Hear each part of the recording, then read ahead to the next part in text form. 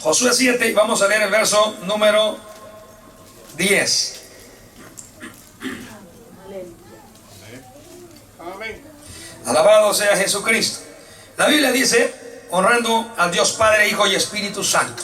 Verso 10. Jehová dijo a Josué: levántate, ¿por qué te postras así sobre tu rostro? Leámoslo otra vez.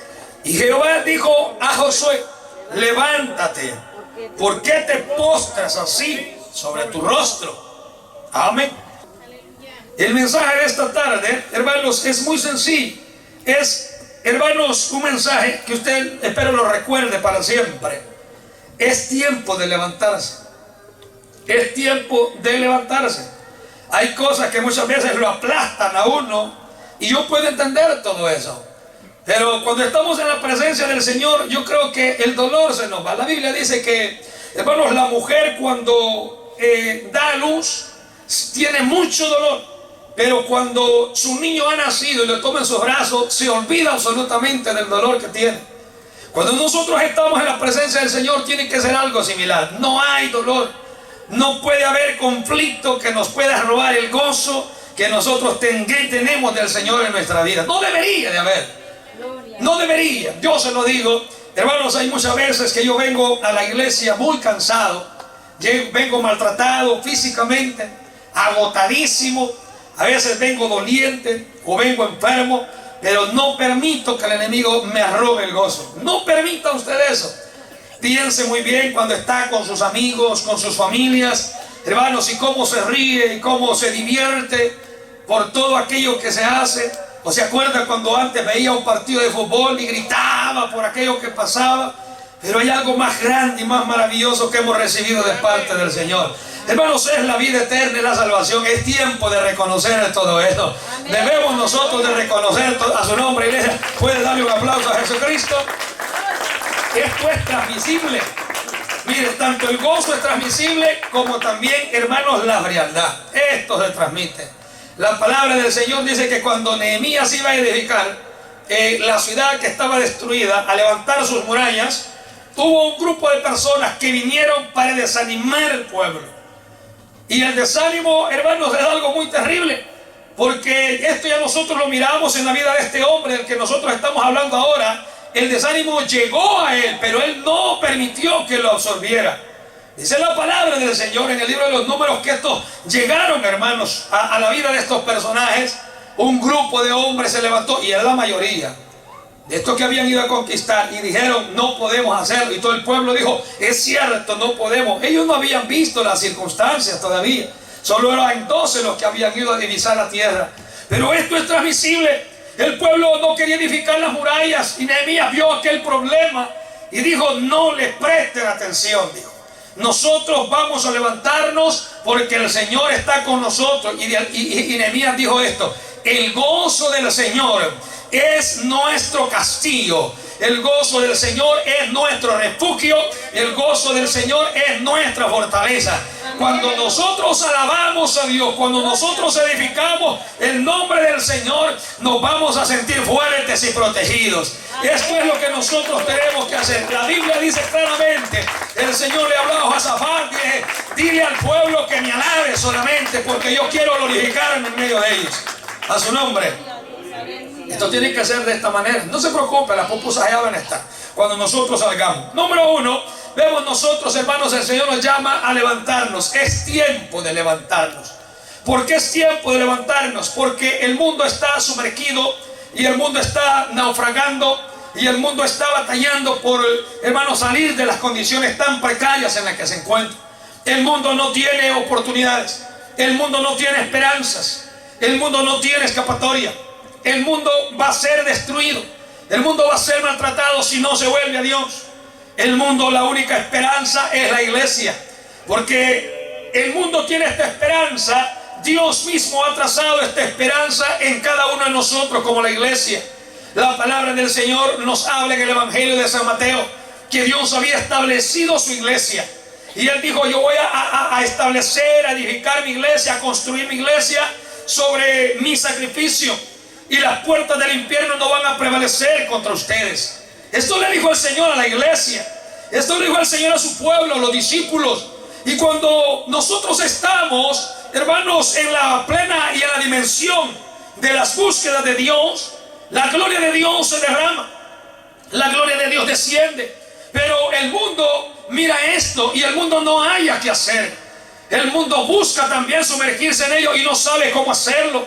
Ya nosotros lo hemos visto en el derramamiento del poderoso Espíritu Santo en el día de Pentecostés, cuando todo aquel pueblo como nosotros reunidos estaban en un lugar como este, fueron llenos, investidos del poder de lo alto. Todo el mundo que estaba a su alrededor escuchó lo que había pasado allá en el aposento alto, y ellos salieron corriendo, salieron buscando refugio. Cuando ellos llegaron a donde se encontraba el pueblo, que era la iglesia del Señor, hermanos, ellos estaban en tumultos en sus fiestas y todo. Pero cuando llegaron al aposento alto, hallaron aquel grupo de hermanos llenos del Espíritu Santo.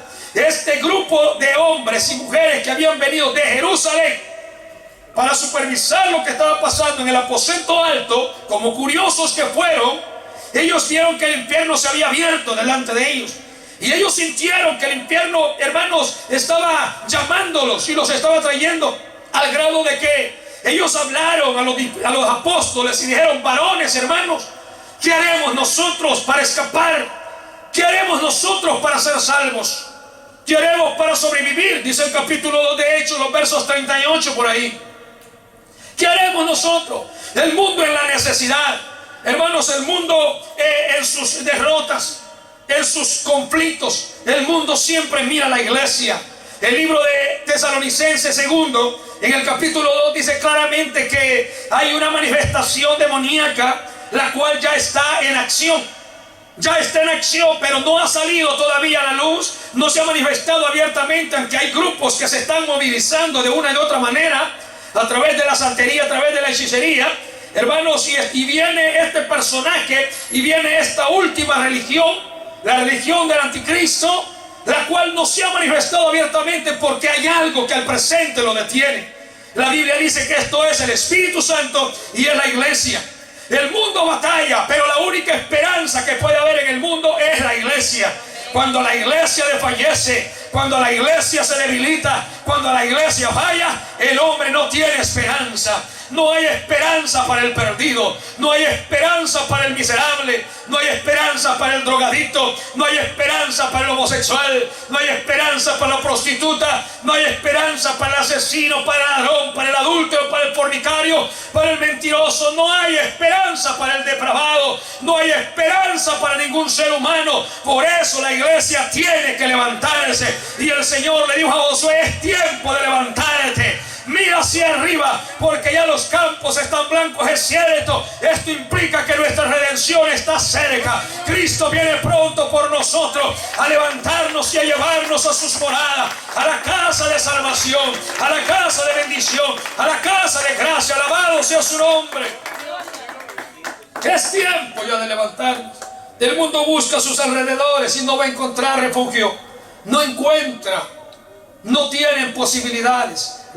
Mire, ¿por qué cree usted que hay mucha gente que viene y se refugia en la iglesia? Mire, cuando el hombre, aquí vino un hombre hace unas semanas atrás, desesperado y abatido. Y yo lo noté, pero a medida cuando él se fue de la iglesia, él me llamó, inmediatamente me llamó. Hermanos, me llamó y me dice: pastor, tengo un problema que quiero comentarle. Le digo, yo me lo imagino. Le digo, ¿cuál es ese problema? Pero lo dejé que él hablara. Hermano, si es que tiene problemas familiares, se han separado de la esposa. Él tiene dos hijos y él necesitaba ver a sus hijos y no se le permitía mirarlos. Ahora le digo yo: ¿qué tiene que hacer usted? Ya me entregué al Señor, me dice. Pero eso no es todo, le digo. Usted tiene que entregarse al Señor y seguir adelante. Tiene que demostrarle a Dios que usted quiere cambiar. Entonces Dios le va a recompensar a usted con lo que usted le está pidiendo al Señor. ¿Sabe qué? Asistió al siguiente día de culto y no apareció más. Le marqué uno de estos días y le digo: pastor, realmente no sé. Me dice: ¿cuál es la voluntad del Señor para mi vida? ¿Y cómo va a conocer la voluntad de Dios para su vida si no está en la presencia del Señor? El hombre viene buscando refugio, pero en el momento, hermanos, que tiene conflictos y problemas, Al igual muchas veces somos nosotros. Cuando nosotros tenemos problemas, nosotros no queremos salir de la presencia del Señor y queremos que todo el mundo nos apoye. Cuando nosotros llamamos, por favor ayúdenme a orar que tengo este problema, y nadie nos responde, nos sentimos solos, abatidos, hermanos, y reclamamos cuando muchas veces nosotros hemos abandonado también a aquel que ha venido en necesidad. Hay un dicho que dice que nosotros debemos de hacer las cosas ahora por el prójimo, porque mañana puede ser por nosotros. Esto es necesario. La palabra del Señor dice que Josué fue llamado y él fue comisionado de parte de Dios. Había una tarea grande de parte de Dios en la vida de Josué. Era necesario que este hombre tomara su responsabilidad. Fue Dios quien lo estaba llamando. Pero piense una cosa, por donde Josué había atravesado. Josué era un muchacho joven todavía. Podemos decir un muchacho inexperto, hermanos, en su edad. Sin embargo, Josué había sido preparado desde muy temprano, porque Josué había nacido, hermanos, él dio sus primeros pasos en tierra de esclavitud. Josué nació siendo esclavo, pero de ahí Dios lo había levantado. Dios lo trajo por caminos, hermanos, turbulentos, por caminos muy difíciles, hasta llevarlo a convertirlo en un líder en Israel. No era cualquier cosa. Josué era un hombre como cualquiera de estos niños, hermanos, que estuvo jugando con el polvo en Egipto. Estuvieron, hermanos, mirando los ritos egipcios por no sé cuánto tiempo, porque la Biblia no me especifica cuántos años tenía cuando él salió de Egipto, pero ya era un hombre prácticamente en una edad posiblemente donde él tenía ya madurez, conciencia. Desde ese momento nosotros miramos, hermanos, que Moisés incluso en las travesías que tuvieron lo comisionó para poder explorar de esta manera la tierra que Dios había nombrado, que iba a ser tierra fértil, tierra de bendición para su pueblo, la tierra de Canaán. Dice el libro de Números en el capítulo 13 que a este hombre llamado Moisés le puso Josué. Le puso Josué y lo comisionó para poder conquistar. No era cualquier cosa. Josué era, hermanos, un príncipe de Israel. Josué era un hombre, hermanos, entre las tribus. Era un hombre único, escogido de las familias de las tribus. Era un hombre especial. Josué fue nombrado para poder conducir a Israel, hermanos, hacia la entrada de Canaán. Dice el capítulo 1 del libro que nosotros estamos leyendo. Él había sido fiel ayudante personal de Moisés durante toda la travesía, en aquellos 40 años que anduvieron errantes por todo el desierto. Y como un hombre, como un joven lleno del Espíritu Santo, ahora estaba siendo nombrado por el Señor para ser el sucesor de Moisés en ausencia de él. Y Dios lo estaba llamando para llevar a su pueblo a esta tierra, una tierra que no era cualquier tierra, era una tierra que Dios había elegido, una tierra que Dios había apartado para ellos. Al igual que nosotros, hay una tierra que Dios ha comprado para nosotros, y no me estoy refiriendo al cielo, me estoy refiriendo a la salvación en Cristo Jesús, la cual nosotros tenemos que entrar y poseerla. La salvación tenemos que sostenerla nosotros. Alabado sea Cristo. Josué fue un tipo o un representante de nuestro Señor Jesucristo, por cuanto Él condujo a su pueblo a la tierra prometida y a las victorias, hermanos, sobre sus enemigos. De hecho, el nombre de Josué significa el Señor es salvación, o el Señor salva. En el griego su nombre es Jesús. Jesús, así se llama. Aunque repito, la tierra prometida, hermanos, y su conquista por el pueblo del Señor no está tipificando el cielo, pero sí está representando la presente herencia espiritual, o sea, nuestra salvación en Jesucristo, la cual es necesario que nosotros tenemos que luchar para poder conservarla. Nosotros no somos cualquier persona para ir a divisar esa tierra que Dios nos ha dado ya. Somos príncipes en el pueblo del Señor.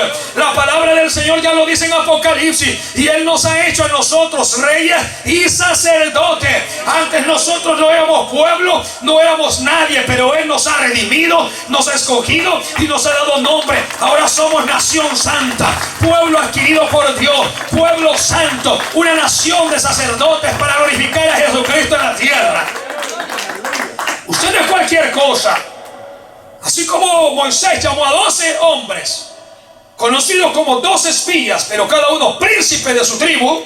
Así es usted, príncipe en su área, rey delante del Señor. Su sangre nos ha hecho rey. Usted no se siente privilegiado, usted no se siente como un rey.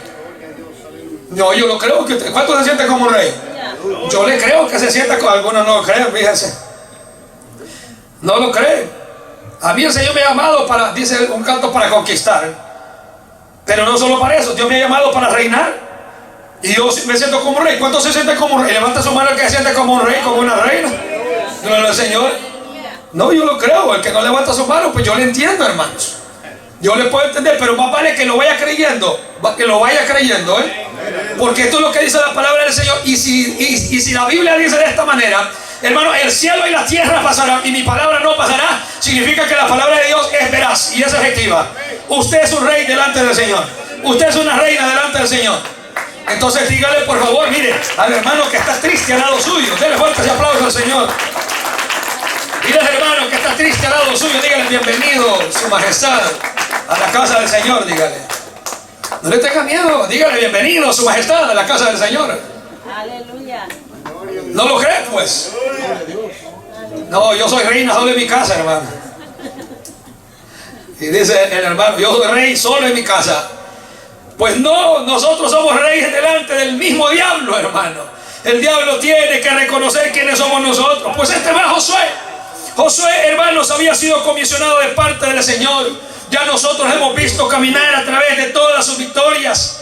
Ya lo vimos cruzando el río Jordán cuando él estaba desbordado en el capítulo 3 de Josué. Lo hemos visto en la gloriosa conquista de Jericó en el capítulo número 6. Pero ahora lo estamos mirando en una terrible angustia. Él tenía una terrible angustia sencillamente porque había ocasionado una derrota. Había una derrota que había llegado a la vida del pueblo, hermanos, porque había una distorsión en la aceptación de la ley de Dios, del mandamiento del Señor. Dios había preparado a este pueblo. Dios le había dado a Josué la estrategia para poder conquistar, hermanos, a estos pueblos. Pero vemos nosotros que Josué era un gran estratega militar, era un general del ejército del Señor, y la estrategia era la misma. Dios lo había preparado para ir a conquistar la tierra.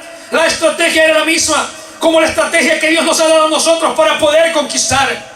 Para poder conquistar, hermanos, la tierra que a nosotros nos pertenece, no es a través de situaciones ilusorias, cosas pasajeras, efímeras. No tiene nada que ver con el hombre, no tiene nada que ver con el arma, con las armas, con la fuerza humana. No tiene que ver con la fuerza del caballo, tiene que ver con la gloria y la presencia del Señor. Porque esto le dijo el Señor al sacerdote Josué y a Josadac. Hermanos, en Zacarías le dijo claramente: no te preocupes cómo vas a hacer para edificar, cómo vas a construir y cómo vas a conquistar, porque no estés pensando, le dijo, en el caballo, ni en la espada, ni en el ejército, porque no es con ejército ni con espada, sino es con mi Santo Espíritu, ha dicho el Señor Dios Todopoderoso. La iglesia es la que posee el Espíritu Santo. Somos nosotros los que podemos conquistar. La estrategia es la misma, pero solo es a través del Espíritu Santo. Y a Cristo lo dijo: pero recibiréis poder cuando haya venido sobre vosotros el Espíritu Santo, y me serán testigos en Jerusalén, en Judea, en Samaria y hasta lo último de la tierra.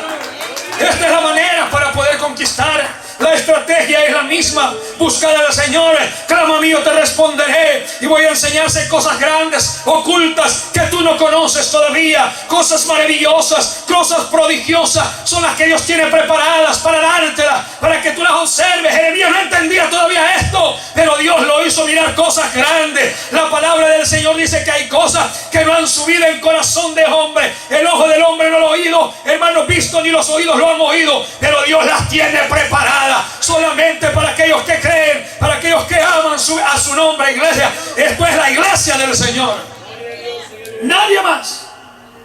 Las cosas que Dios tiene para nosotros no podemos mirarlas muchas veces, pero si el Señor nos las ha revelado por el Espíritu, ya nosotros entendemos. Yo le pregunto a usted: ¿cómo se imagina usted las calles allá en la ciudad celestial? ¿Cómo se las imagina? Yo sé que ha subido un pensamiento a su corazón, pero ¿cómo se las imagina? A ver, Se las imagina unas calles espaciosas, unas calles brillantes de oro. Se las imagina de esa manera. No tendría, ¿verdad? Porque la palabra del Señor ya lo dice, que son calles de oro. Pero ahora imagínense cómo son esas calles. Ahora el Espíritu Santo le concede a usted la oportunidad de imaginarse estas cosas, pero todavía no son de esta manera. Pablo dijo: las cosas que yo vi, las que se me concedieron ver, no se me ha dado la oportunidad de decírselas a ustedes, porque se van a morir antes del tiempo, dijo. Se van a morir antes del tiempo. Pero a él se le concedieron ver esas cosas, y a nosotros nos han sido reveladas por el Espíritu, que es la iglesia. Entonces dije yo, la estrategia es la misma. El problema es que ahora Josué estaba en angustia porque había usado las estrategias que Dios le había dado, pero ahora había incluido demasiada confianza. Había mucha confianza en sí mismo. ¿Sabe por qué? Porque ahora solo estaban enviando por lo menos 3,000 hombres, los cuales eran demasiado pocos para poder conquistar la ciudad de Ai. Y es ahí donde estos son derrotados, es ahí donde son maltratados. Y en esa angustia Josué se encuentra cuando se postra sobre su rostro, se postra sobre su rostro derrotado, se postra ahora sobre su rostro desesperado. Ahora él se encuentra abatido, ahora él se encuentra angustiado. La pregunta es: ¿por qué Josué no se postró sobre su rostro antes de semejante tragedia? ¿Por qué no siguió buscando la dirección del Señor aun cuando él ya había conquistado, cuando él ya había obtenido grandes victorias? ¿Por qué se confió? ¿Por qué ahora no vino delante del Señor? Él dijo a su pueblo, a unos soldados: vayan y divisen la tierra en Ai. Y se fueron unos hombres y miraron la tierra y observaron, dijeron: bueno, el campamento no es mucho, los hombres fuertes, por muy fuertes que son, nosotros somos más valientes y fuertes que ellos, tenemos más astucia, tenemos más valentía, tenemos más estrategias, hay en nosotros mayores hazañas. Entonces no creo que sea suficiente mandar todo el pueblo. Josué, ya fuimos a analizar la tierra, ¿qué pasó? Todo está muy bien, esa tierra es débil, nosotros podemos conquistarlas. ¿Estás seguro? Sí. No mandes mucho, solo manda unos 2,000 o 3,000 hombres. Josué dijo: perfecto, levántense por la mañana, vayan y ataquen el pueblo. Oiga, qué diferencia. Cuando uno camina en la voluntad del Señor, la cosa es distinta. Porque Josué, teniendo confianza en él mismo, hermano, y recibiendo el consejo de su pueblo, dijo: 2,000 o 3,000 hombres, vayan y conquisten. Y regresaron derrotados, mataron 36 hombres de ellos, de los de Ai. Pero cuando Dios lo manda, ahora en el capítulo 8, cuando Dios lo manda y le dice: voy a entregarte a Ai en tus manos, la voy a entregar a Ai, ¿sabe qué pasó? El Señor le dice: ahora junta a todos los varones de guerra, le dijo, junta a todos los hombres valientes. ¿Y sabe cuántos eran? Más de 30,000. Dios, el Dios Todopoderoso, mandó todo el ejército, pero en la confianza de Josué dijo: no, hombre, con 5 minutos suficiente que yo ores, ya la tengo hecha. Si Dios es bueno, Dios me escucha a mí. Grandes cosas ha hecho Jehová con nosotros. No, Señor, no es esta la manera. Por eso esta semana que viene, empezando mañana a las 7:30 de la tarde, estamos en oración en este lugar. Todos los días hasta que se acabe la campaña del 18 y 19 de mayo que tenemos. Vamos a estar aquí desde las 7 orando al Señor una hora constantemente. Aquí va a estar el comité de oración, aquí van a estar los líderes, que solo son líderes solamente cuando hay privilegios, pero en la oración se nos van. Aquí va a estar toda la iglesia buscando al Señor. Estamos aquí ahora. Denle un aplauso fuerte al Señor. Es la manera. No le dijo con 3 que vayan a culto de oración. Imagínese el pastor diciendo de esta manera: hermano, si usted no puede venir, no se preocupe. Está bien, hombre, ahí vamos a orar por usted para que Dios lo bendiga. No, Señor, tome responsabilidad de ver y derecho, hombre. Ya es tiempo. Porque esto puede suceder como el consejo del soldado que envió a Josué a averiguar la tierra. Josué le dijo: no, hombre, ¿para qué fatigas todo el pueblo? ¿Para qué fatigas toda la iglesia? No, pastor, solo con usted que venga a orar suficiente, y su esposa si quiere. Y la victoria la vamos a tener. Esa no es la manera. La estrategia de Dios es la misma. Pero si Josué no se hubiese confiado en él, hubiera hecho las cosas. ¿Por qué cree usted que constantemente estamos aquí orando? ¿Usted cree que es mi deseo? ¿Usted cree que me anhelo? ¿Sabe de qué estoy yo aquí en este lugar? Bien tempranito, hermano. Bien tempranito. Mal dormido. Ok, no importa, pero hay una necesidad de mí. No solo en mí, por mí, sino también por usted. Este es mi deber, este es mi trabajo. Josué se confió. el día que la iglesia se confía, Satanás se la come en chicharrón. Se lo garantizo. Satanás no va a batallar, hermano. No va a batallar. Y el Señor ha mostrado un montón de cosas, las cuales con mi esposa estamos orando, constantemente orando, pidiendo al Señor que tenga misericordia. Cuando las cosas llegan, los golpes son severos, son fuertes, son duros. Son duros. El hombre no puede soportarlo, se tambalea el hombre, no hay para dónde agarrar. Pero Dios ha mostrado, por favor, prepárese, hermano, prepárese, iglesia. Oiga, Josué dijo que vayan 3,000 solamente y se acostó a dormir. No, Señor, esa no era la manera. Salieron despavoridos por un camino, habían ido, no lo contrario, habían ido por un camino y por 7 habían salido despavoridos. Y eso solo le iba a ocurrir a los enemigos de Israel, a los enemigos de Dios, no al pueblo del Señor. Pero el pueblo de Dios muchas veces tendrá que salir huyendo cuando no se prepara delante del Señor. Alabado sea Cristo para siempre, a su nombre, iglesia. Esto significa que el hombre no puede tomar confianza en su propia fuerza. Josué no podía confiarse de sus propios hombres. Se lo voy a confirmar. Cuando el Señor le dijo a Gedeón: levántate, prepara el pueblo porque vas a ir a conquistar a estos tus enemigos. Gedeón agarró a 32,000 hombres. 32,000 hombres preparados para la batalla, aparentemente, en apariencia. Pero en el camino el Señor le dijo: son demasiados, son muchos estos hombres, y no sea que el pueblo se envanezca y tomen la gloria para sí. Le dijo a Josué, a Gedeón, son demasiados hombres los que llevas. Le dijo: ¿qué hago, Señor? Pruébalos. Ahora, por favor, levántate delante del campamento por la mañana y dile: el que tenga miedo, el que tenga temor, el que sea pusilánime, regrésese a su casa y vaya. El que tiene novia y sabe que la puede dejar allá y se muere en las manos del otro. El que tiene las vacas ahí en el campo y está pensando que alguien más le está robando la leche. Entonces, levántese y regrésese a su tierra. Los novios fueron los primeros que regresaron, los enamorados. Y los esposos: hombre, mi muchacha todavía está joven. Dijo: y no. ¿Sabe cuántos se regresaron en ese momento? 22,000 hombres. O sea que puro valiente llevaba este hombre, ¿va? Puro valiente. Todavía mucho, le digo al Señor. Lleva 10,000, son demasiados, le dijo. Te lo voy a probar otra vez. ¿Sabe cuántos hombres le dejó el Señor a Gedeón? 300 hombres. 300 hombres. Ok, Gedeón confió en 32,000. Josué confiaba en 3,000. El Señor tuvo que cambiar las cifras. Todo lo que nosotros hacemos fuera de la voluntad del Señor no nos sirve jamás. Los pensamientos de Dios son contrarios a los nuestros. Más altos son los de Él que los de nosotros, porque nosotros estamos en la tierra todavía. Así como son los caminos de Dios, insondables, irreconocibles cuando caminamos fuera de la voluntad del Señor. Ahora el Señor le deja 300 a Gedeón y le incrementa la cifra a Josué. ¿Por qué? ¿Qué significa todo esto? Que no es en nuestra voluntad, no es en nuestra estrategia, es en la estrategia del Dios Todopoderoso. A su nombre, iglesia. Repito, ¿por qué Josué no se postró sobre su rostro cuando todavía estaba tranquilo? Antes de ir a conquistar ahí, acababan de conquistar Jericó, acababan de salir de la conquista de Jericó, los muros se cayeron delante de sus ojos y el pueblo todo estaba tranquilo, feliz. Hombre, había euforia. Había, hermanos, aquella mala gloria que no debe existir en ninguno de nosotros. Había todo eso y pues nosotros, ¿saben? No, nosotros somos los guerreros y todo el asunto. No, Señor, no lo hicieron ellos.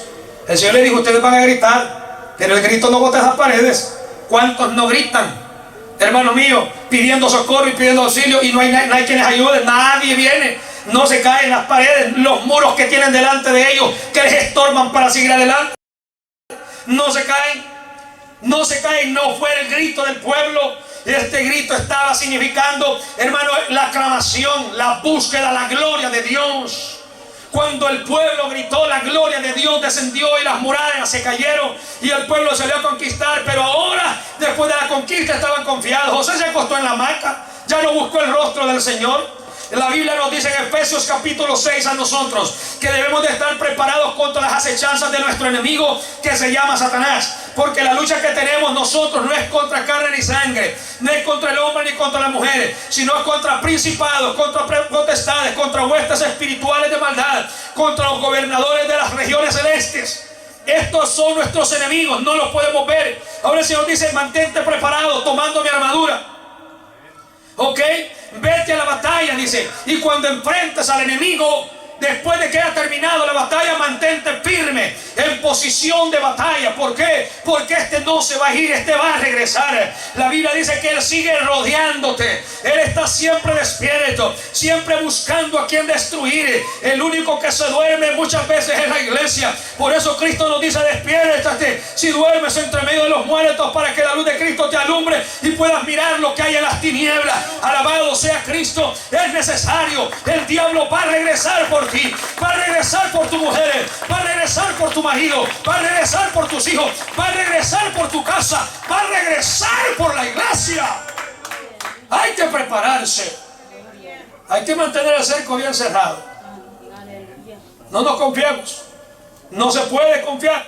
Josué se quedó ahí tranquilo, se acostó a dormir en la hamaca y dijo: ¿qué pasó? Mire, ya nosotros una vez hablamos lengua y decimos: no, hombre, qué gloria del Señor. Ya esto me aguanta para 3 años de ahí. En 3 años vuelvo otra vez, voy a tratar, voy a ver. Esta no es la manera. Esta no es es constantemente. La Biblia nos dice a nosotros orar sin. Y eso es una ordenanza. Ahora la palabra de Dios nos manda a nosotros que oremos en todo tiempo y en todo lugar, levantando siempre a Dios nuestras manos sin iras, sin contiendas. Ahora Josué se quedó tranquilo y el pueblo, hermanos, vino a la derrota. Ahora, cuando estaba en esa posición, viene Josué, hermanos, y se da cuenta de que no pudieron hacer frente a su adversario. No podían hacer frente, estaban fuera de la voluntad del Señor. En esta condición de derrota, hermanos, en esta condición tan deplorable, él logró escuchar la voz del Señor.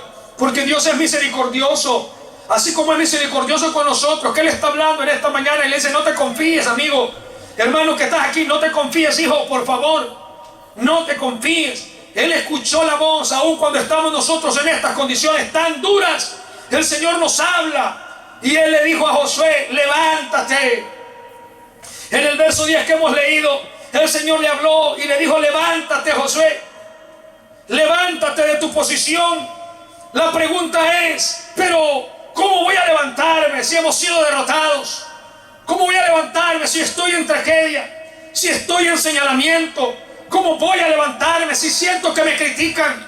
¿Cómo voy a levantarme si cada vez que escucho la palabra en el mensaje yo siento que me habla a mí, como que algo conocen de mí?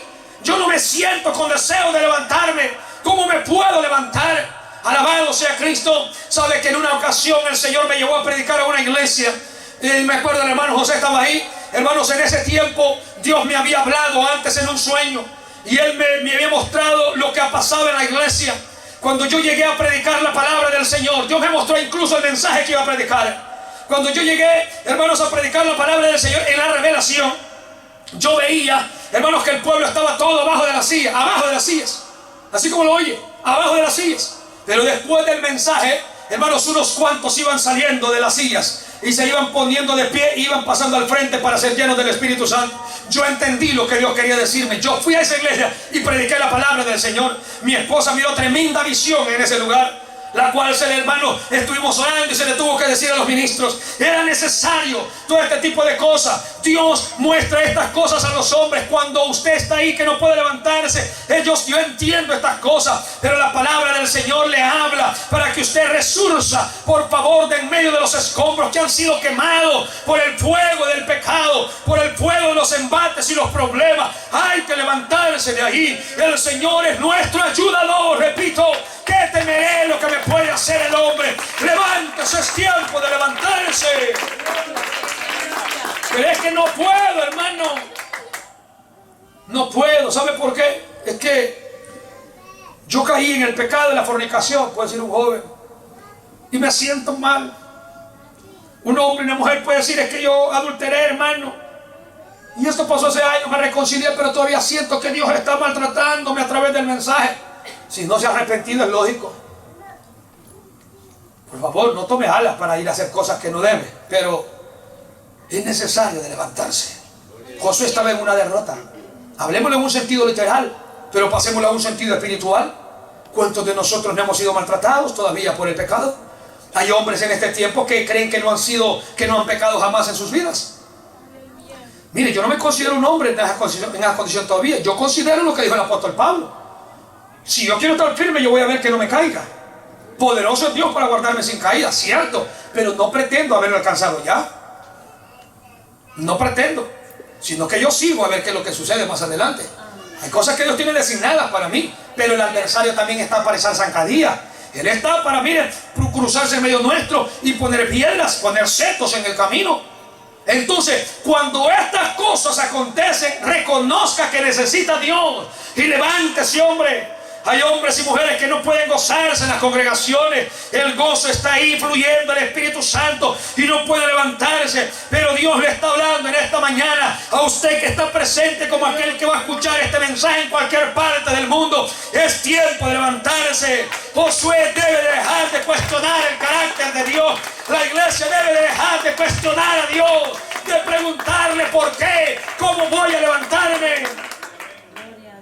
Tenemos que dejar de cuestionar al Señor.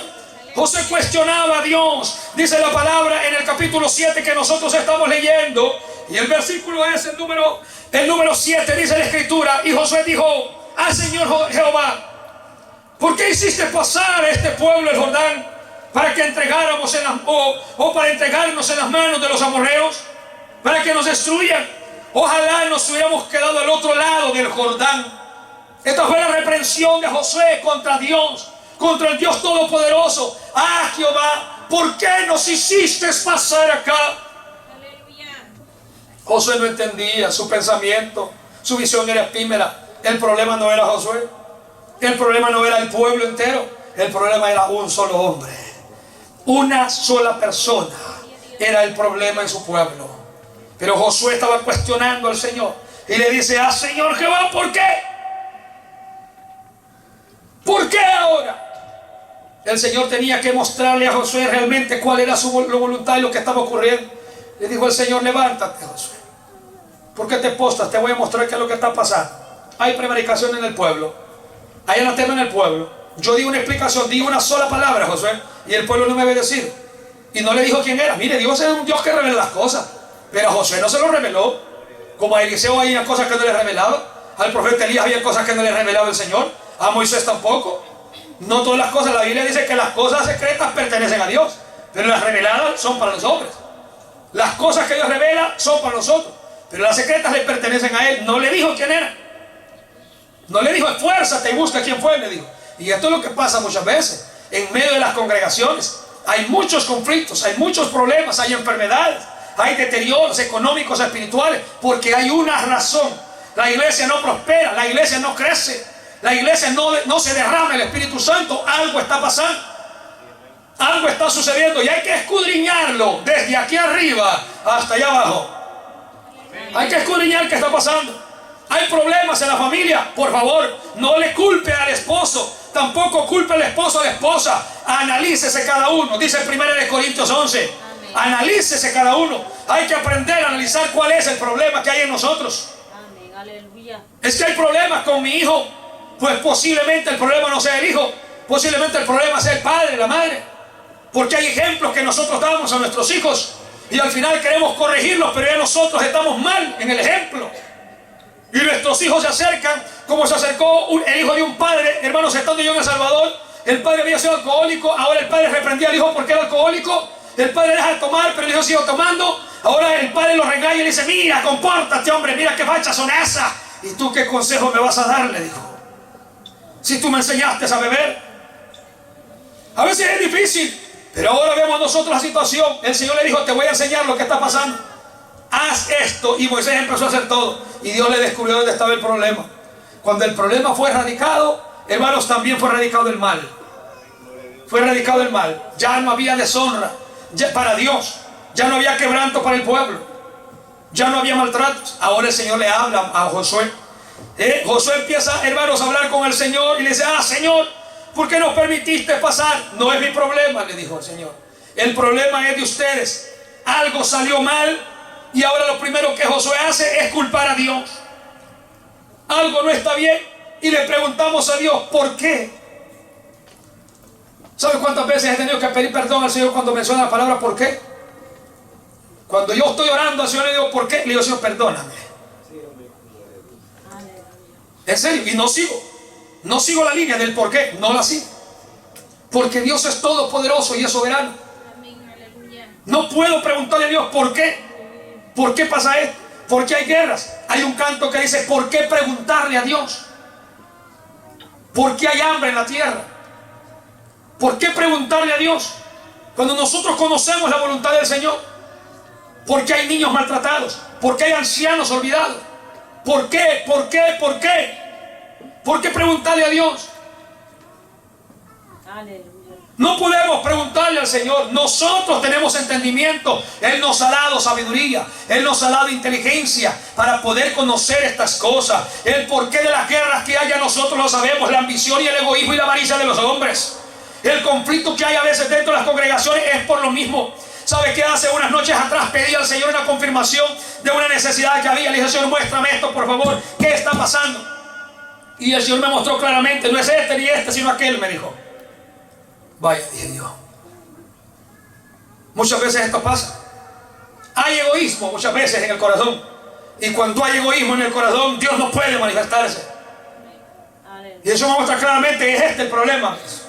Y el Señor: ahora tenemos que orar más fuerte entonces. Tienes que orar más fuerte entonces. Y dice: yo veo el problema y no lo llamo. No lo llamo. Quiero que Dios se glorifique, pero cada uno de nosotros tiene que hacer conciencia en todas esas áreas. Dios no puede manifestarse.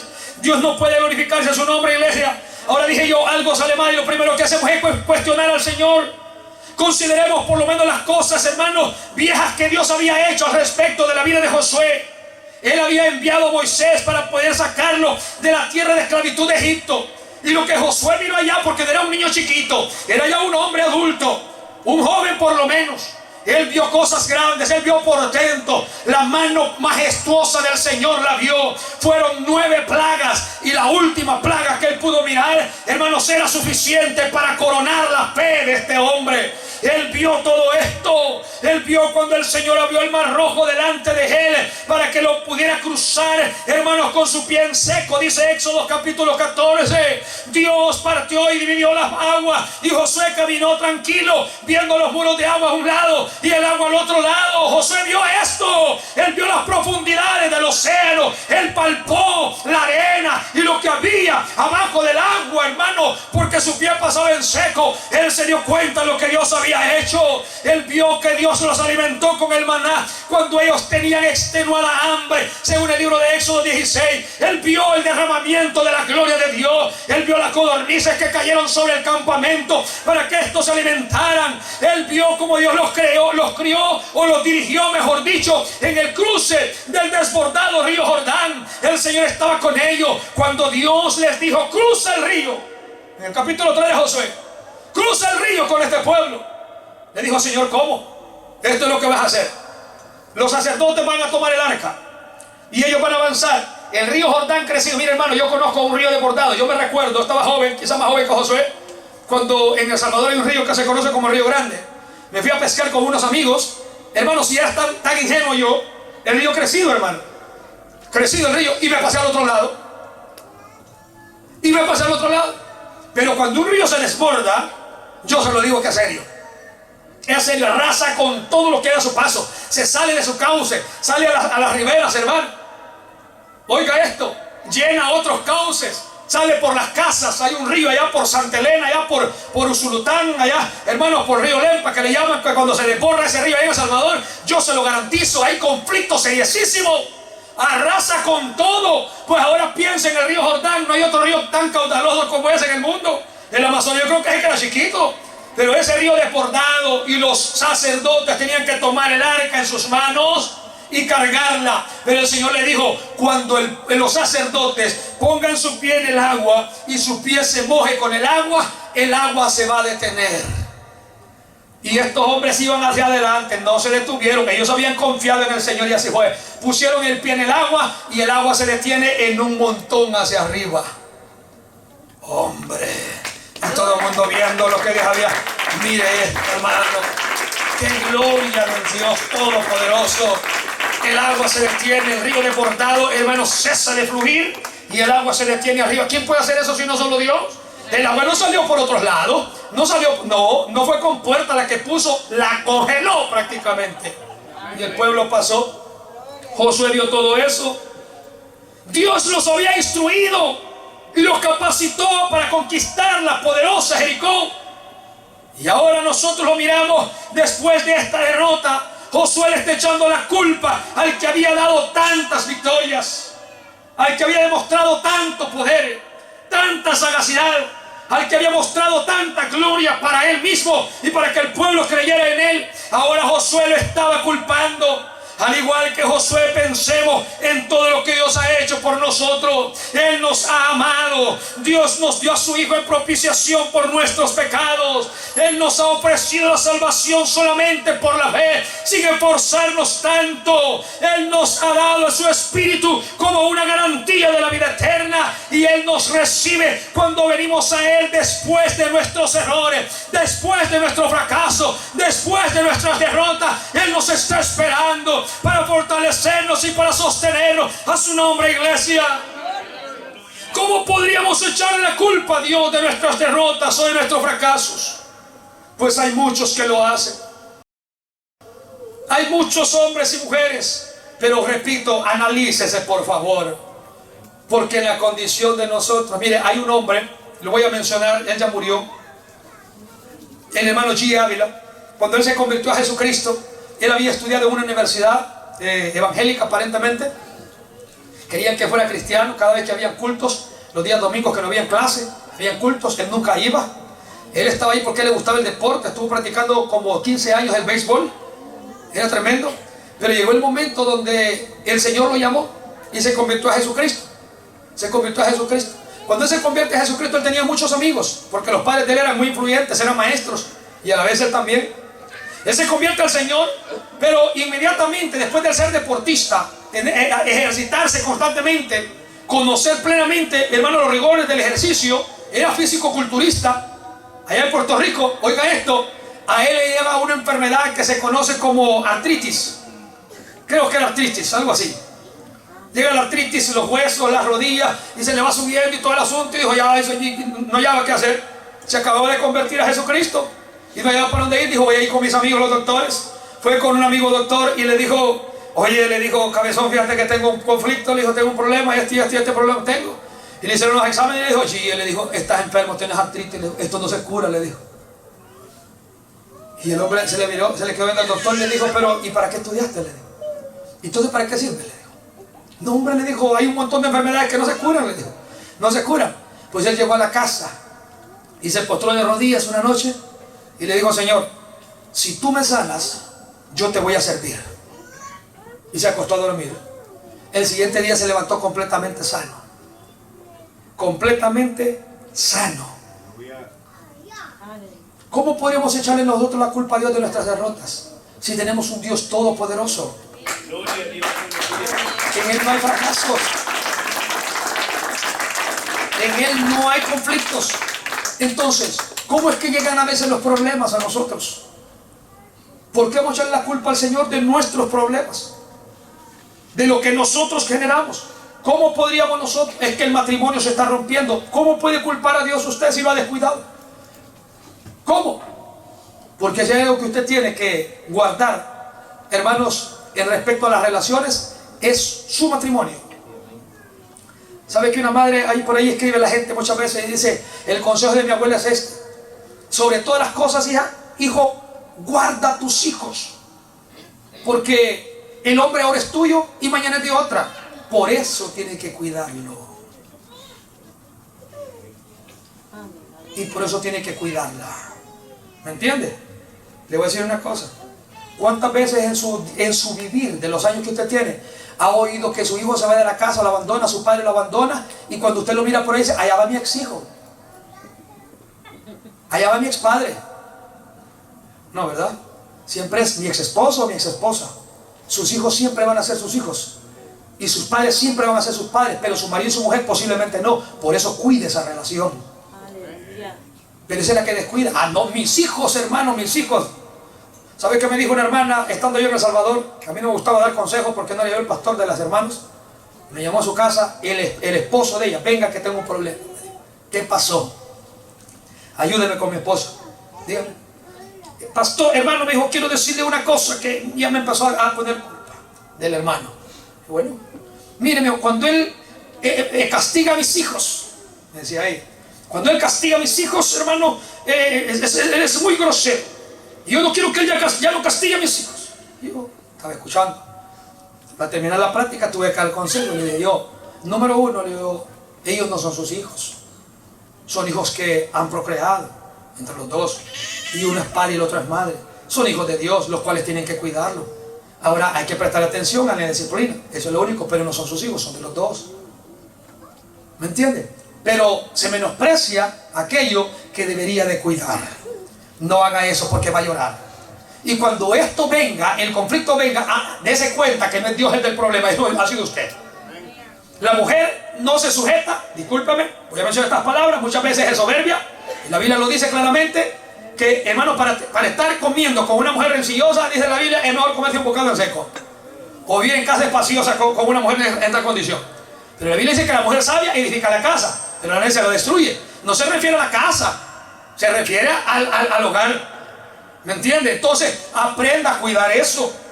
Y no venga después, hermano, soy osando. ¿Y qué fue lo que pasó? Es que Dios no me escucha. Dios sí escucha. Y Dios le habla. Escuche el mensaje de esta mañana. Dios le habla. Escuche, hombre, el consejo. Dios le habla. ¿Ah? ¿Sabe qué dicen a veces las hermanas? Es que mi esposo me descuida. Mire, en un año nunca me ha dicho te quiero. No me ha dicho te quiero. ¿Y usted cree que la quiere? Pues yo no sé. ¿Qué le parece? No le ha dicho te quiero. ¿Y usted qué hace al respecto? Pues no, pues yo tampoco. Y entonces, pues este asunto se combate juego con juego. ¿Ah?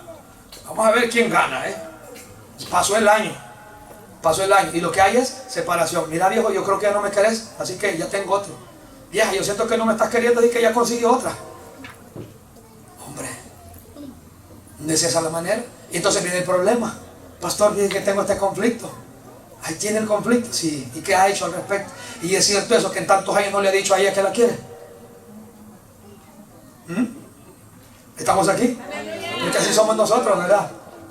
Nunca nos presentamos con una rosa que sea robada del jardín del vecino, hermano, para llevársela a la esposa.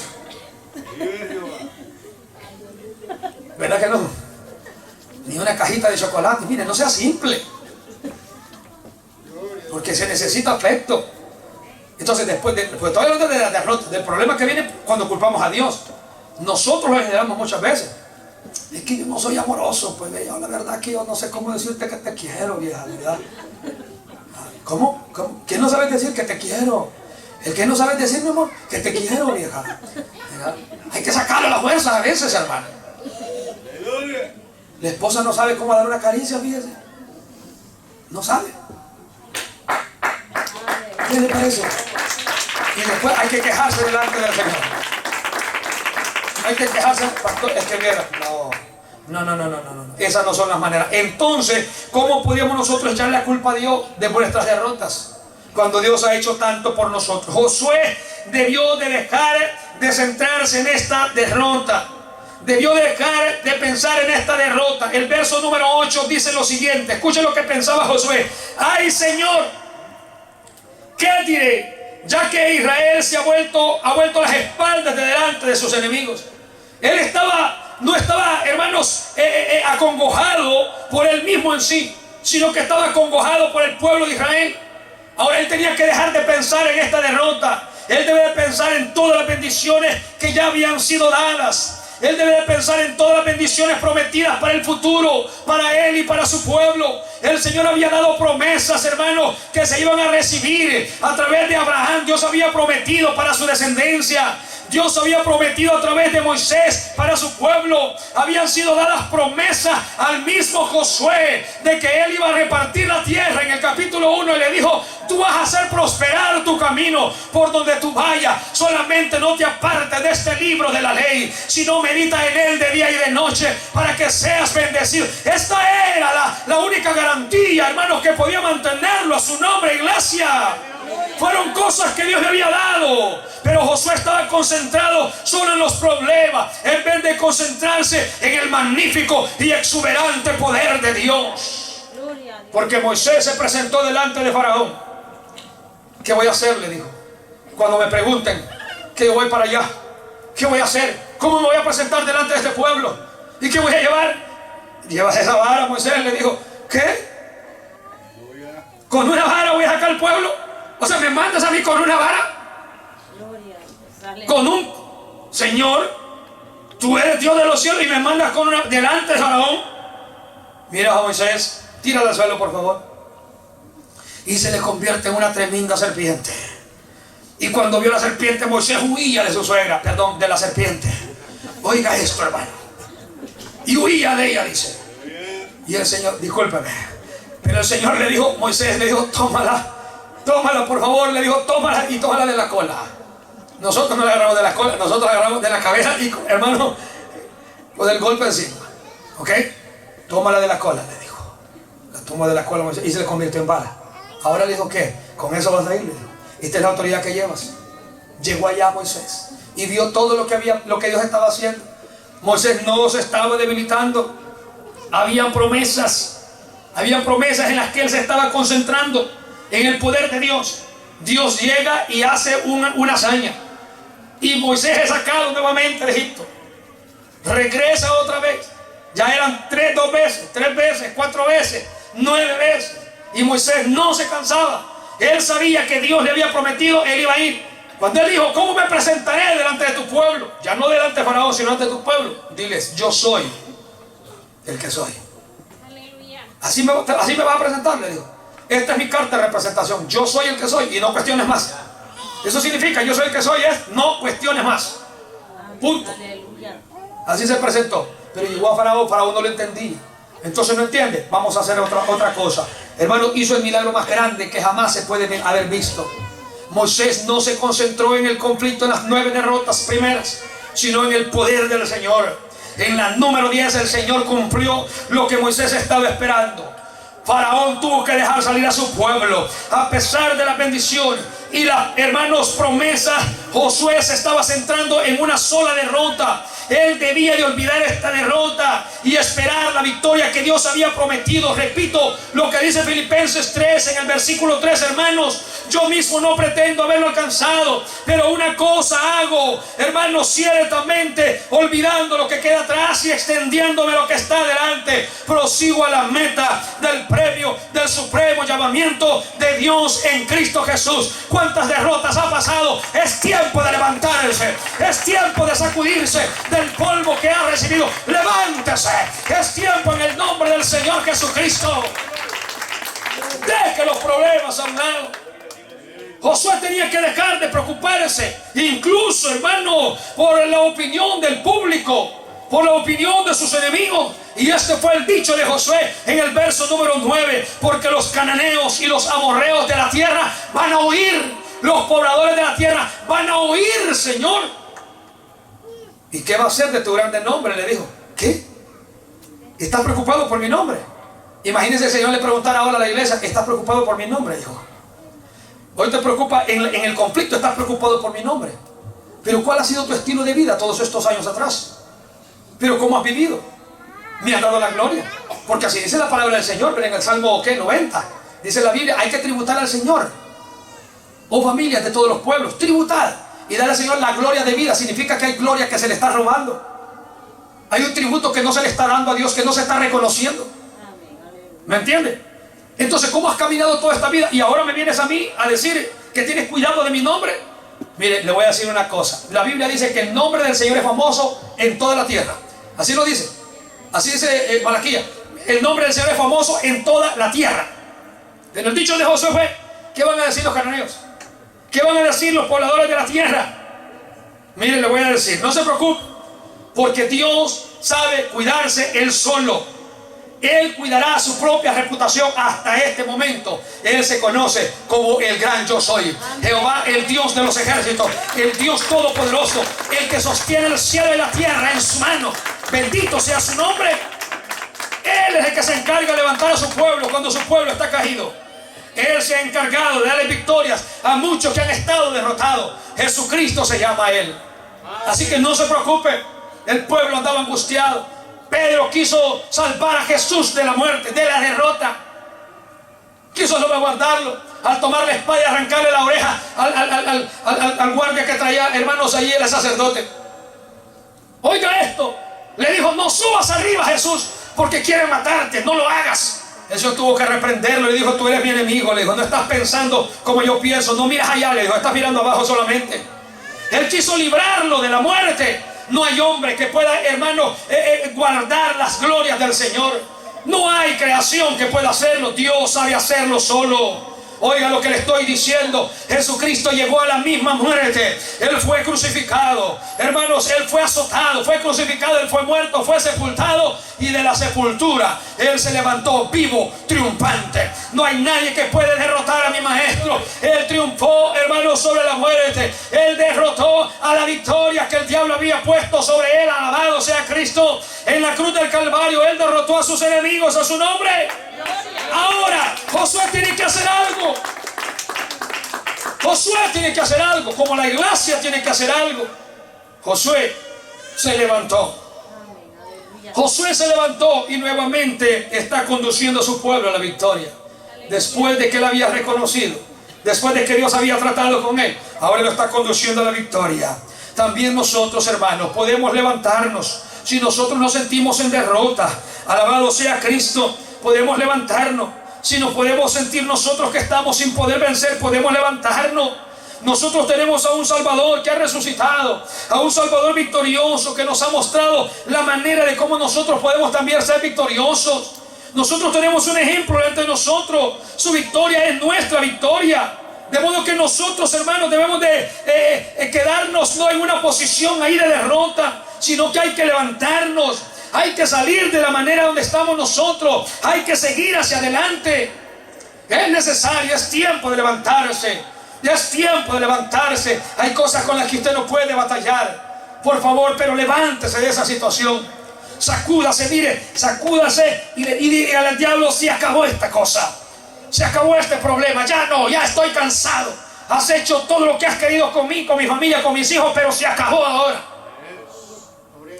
Uno no está resignando. Aleluya. Que sea lo que Dios diga, hermano. Mire, Dios nunca está hablando de derrota para su vida. Gloria a Dios, aleluya. Hay que sea lo que Dios diga. Yo ya luché mucho. Ya sufrí bastante. Ya soporté mucho. Aleluya. Alabado sea Jesús. Esos son nuestros dichos, hermano. Aleluya. No, la Biblia dice que no hemos todavía luchado, no hemos soportado hasta la sangre. Todavía no se ha derramado una gota de sangre en nosotros, hermanos, por causa del Señor Jesucristo. Así que no hemos luchado lo suficiente. ¿Okay? Aleluya. Yo ya no, hasta aquí llego. Jesús tiene una victoria para nosotros. Hay que levantarnos, iglesia. Levántese. No se sienta apesadumbrado. ¿Qué pasó en el pasado? Un trabajo, una relación. Pues pídele a Dios dirección en este caso. Si ha fallado una vez en un matrimonio, pues no corra. Ya sabe que hay fallos. Entonces no corra, espere en Dios. Así como Josué debería esperar en el Señor, espere en Dios. Joven que está aquí también, que necesita casarse en un futuro, no es malo pedir al Señor por un esposo, por una esposa, no es malo. Por favor, haga las cosas correctas, porque cuando uno llora, las lágrimas, hermanos, del desengaño es duro, es difícil, yo se lo digo. Y yo no quisiera esto para ninguna de las personas, especialmente para ningún joven. Por favor, manténgase siempre firme, hermano, y levántese de su condición. Levántese si se siente, no es que esté en condiciones de derrota. Si usted está en condición, se siente de esta manera, por favor, levántese. Levántese, pelee fuertemente.